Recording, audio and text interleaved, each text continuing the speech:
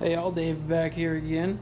Today I'm working on a later-ish model XR80R. I've already started tearing into it a little bit, but typical thing, you know, it's just the, I don't know, it just doesn't start now. Get it running for me again. So, here's what I'm going to do first. First thing I noticed was the kickstart lever. Get a good shot of that. I added a little bit of weld to it because the pivot part, now it comes out to perpendicular, but it used to come out to like 45 degrees from the frame. So you can still see it's still kind of hot. I just welded it. If you look at the part that swivels there, you can see it actually has quite a bit of a worn-in groove in it, and it was the same on the mating part here, the downward part of the lever. And so it was really hard to kick just because your foot would slip right off. Being that when you'd come down with it, you were pushing down on a angled lever, and so you'd kick it and your foot would just slip off this way. When I picked it up, it already had the airbox disconnected from the carb. I'm assuming they were troubleshooting carb issues. But that's probably one of the things I'll check out. The first thing I noticed was I figured I'd pop off the airbox, pop the airbox open, and I mean, if you look at the top here where the actual snorkel itself is, it's been going through a little bit of dirt. Not uncommon, just, you know, standard. But so the first thing I did is I yanked off the foam filter off the filter cage, and I washed it. I took it inside. The way I do it, just to give you a little rundown, is I take the foam filter part, if it can be separated from the cage, okay? If you can separate it so it's just the foam piece, you take it and you get it to fit inside of a sandwich baggie, one of those Ziploc sandwich baggies. I just use the crappy ones from Walmart or whatever. A Ziploc baggie, and squirt in a little bit of Dawn dish soap, a little Dawn dish soap, a little bit of hot water, and then you can kind of squeeze some of the air out slowly out of the bag, zip it closed, and then you can really massage it really well in there and get all the old oil off. It's still got a little bit of staining, you know, that's kind of typical, but it's clean now. It's still a little bit damp. I'm going to hang it probably off my daughter's bicycle handlebar to let it finish drying while I work on the rest of it here. So the next thing I'm going to do before I get too crazy ripping stuff apart is I'm probably going to check for spark.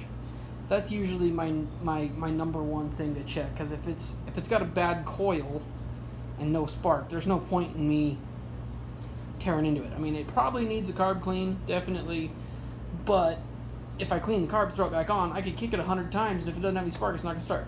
So before I tear the carb off and start fiddling with it, I'm going to check for spark. So what I like to do is I have just an extra couple spark plugs here, just chilling on my toolbox.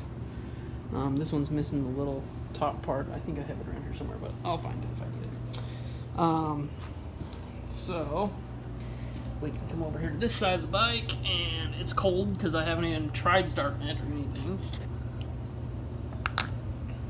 Oh good, it has the post with the threads on it anyhow, so I don't have to go hunt down the other end of this. Now this is just a spark plug. I think it's for my snowmobile.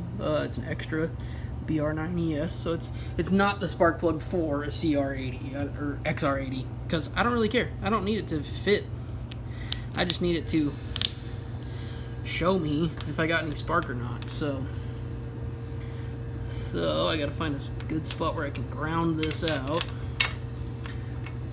stretch it a little bit, get it grounded, and I'm actually gonna cheat and use the camera. So I'm gonna pause this and flip it around my tripod so I can get a good angle on that spark plug. Okay, so I got it zoomed in on where I've got the spark plug just chilling at, hanging there. Give it a few kicks, and you should be able to see it. If it's got spark, it should have a little blue tick.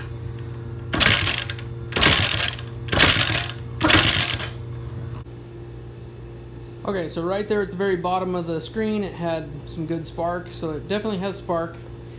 So I'm assuming it has pretty good compression. Apparently it's just a carburation fuel supply issue. So here we go. Next step is gonna be get rid of my custom temporary spark plug. If you look down here on the carburetor, we have these little, I think they're about 10 millimeters bolts there, and on the opposite side. So that's going to be the next thing I'm going to rip off.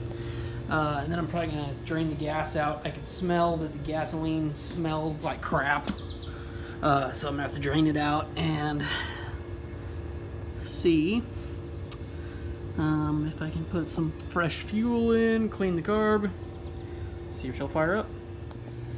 Okay, I have my little ratcheting 10 millimeters here.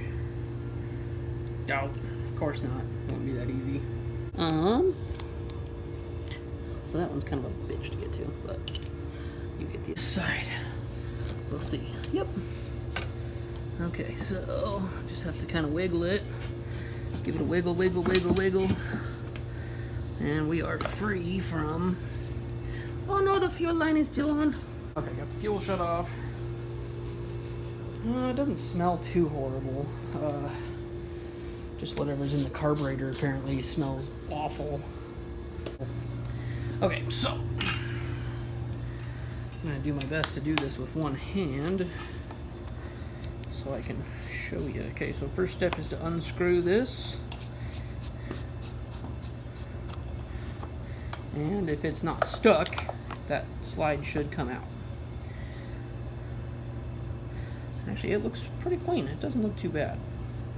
Usually, it's not the culprit, though. Usually, it's the... we'll dangle it very gently down there.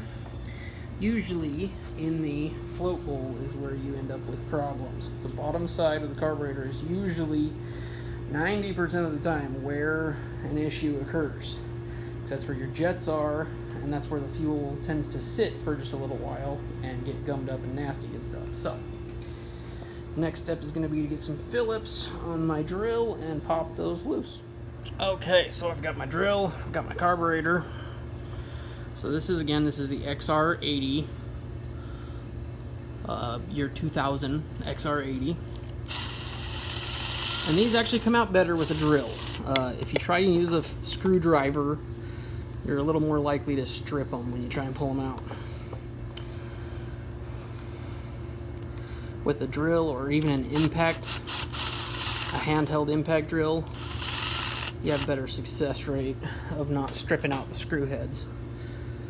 Just because it needs that little bit of smack to get it to come loose. Alright, now I'm going to set these screws somewhere so I don't lose them and see what kind of mess we're going to make here. What the hell? Why is it coming off? Oh, she's stuck. Oh, she's stuck good. There we go. Oh wow, it's got actual brass floats in it. Wasn't expecting to see that. Usually they're made out of plastic, especially anything made later than the 70s, but it's actually got brass floats. Check that. And they're a little gooey. They got a little bit of crap on them. I can feel it on my fingers. A little bit of nasty poo gas, you know. Maybe it had some ethanol gas in it. So if you look right here on the float, you get some sediment, you can wipe that off. That's usually a sure sign that your carb's plugged up. So let me set this down real quick. See if I can show you this gas in here. The gas in this float bowl, it's still liquid. There's still liquid fuel in there, but look at that slimy goo. It's just gross looking, kind of greenish yellow. That is a sure sign that we got some bad gas.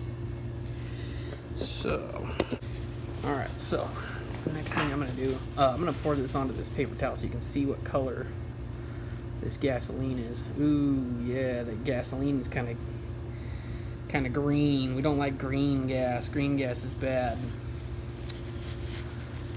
So I'm gonna see how much of this I can just wipe out, and then I'll hose it down with the carb cleaner spray. I don't like using the spray any more than I have to. Number one, because it costs money. Number two, because it's not really good for some of your parts of your carburetor, especially like rubber, like your rubber gasket here and things like that. It'll be just fine though if I just hose it down real quickly and let it air dry really fast. It'll be great. Okay, so we're gonna take our carb cleaner spray, just any brand, it doesn't matter. This is